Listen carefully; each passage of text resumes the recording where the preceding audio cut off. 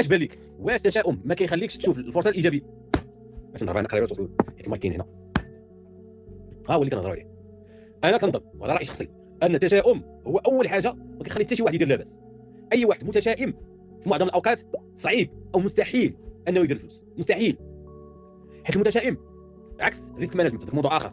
المتشائم كيشوف غير الحوايج الخايبه، وفي الانتربرونيا في معظم الاوقات كتدخل على الظلمات، كتدخل في الظلام، ما عارف شنو كاين وما عارف شنو غادي يطرا. وبعض المرات عندك غير سمعتي بواحد السيد دار ترافيك ودار واحد الاب ودار دخل 400 سطر.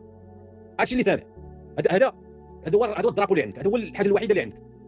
يو دو يور بيست تو ميك ات هابن. كتلوح خنشه ديال البوزيتيفيتي كل نهار على ديك الفكره، بما انه دارها نقدر نديرها، وبما ان الناس كاينين كيشوفوا هذا الفيديو ديال الاوركان كيطلع، اذا فيه ما يدار. اذا كتلوح في البوزيتيفيتي على ديك الايديا، انت تقطع. وديما ما تبقاش كتقول واقيلا انا ما درتش شي حاجه، بما ان اكس وايكغيك دارها خاصها دار وممكن ان دار، ما يمكنش ما نديرهاش. اذا ما درتهاش راه المشكل مني. وهذه هي البيرسوناليتي ديال شي واحد كيتفرع اونلاين او حتى اوفلاين. اذا ما كانش عندك ست سوار تربح اللي هي هذه، اي ان يكون عندك البوزيتيفيتي في معظم الاوقات ما تبداش. نعطيك مثال، اي مجال شي واحد متشائم، اي مجال جبتيه ليه يقدر يعطيه سلخه يردمو.